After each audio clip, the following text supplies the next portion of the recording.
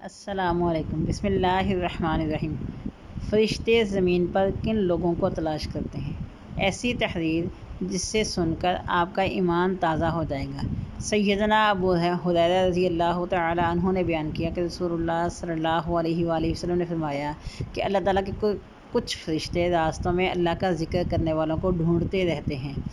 جب ان کو اللہ کا ذکر کرنے والے مل جاتے ہیں تو وہ اپنے ساتھی فرشتوں کو پکارتے ہیں کہ ادھر آؤ، تمہارا مقصود حاصل ہو گیا، یعنی اللہ کا ذکر کرنے والے مل گئے۔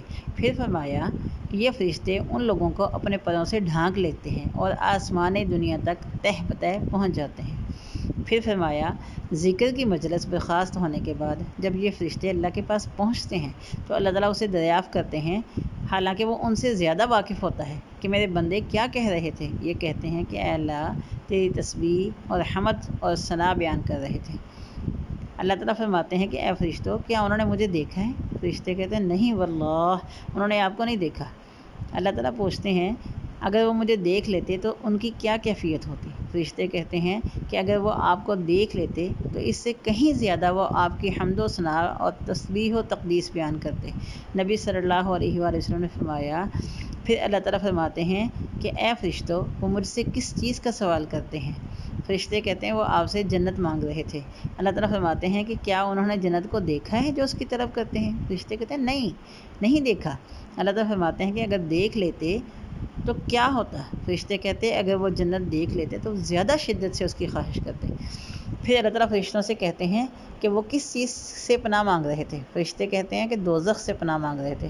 اللہ تعالیٰ فرماتے ہیں کیا انہوں نے دوزخ کو دیکھا ہے؟ فرشتے کہتے ہیں نہیں، اللہ میاں دوزخ کو دیکھا نہیں ہے۔ اللہ تعالیٰ پوچھتے ہیں کہ اگر وہ دیکھ لیتے تب ان کی کیا کیفیت ہوتی؟ فرشتے کہتے ہیں کہ اگر اس کو دیکھتے تو اس سے زیادہ بچتے اور بہت ہی خوف کرتے۔ پھر اللہ تعالیٰ فرماتے ہیں اے فرشتوں، میں تمہیں گواہ بناتا ہوں کہ ان لوگوں کو میں نے معاف فرما دیا۔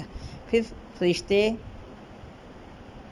ان فرشتوں میں سے ایک فرشتہ کہتا ہے کہ ان ذکر کرنے والوں میں ایک آدمی ذکر کرنے والوں میں سے نہیں تھا بلکہ کسی ضروری کام سے چلا گیا تھا۔ تو اللہ تعالیٰ فرماتے ہیں وہ ایسے لوگ ہیں جن کا ہم نشین بھی محروم نہیں رہتا، یعنی کہ جن کا ساتھی بھی محروم نہیں رہتا۔ صحیح بخاری شریف کے منتخب واقعات، صفحہ نمبر 404۔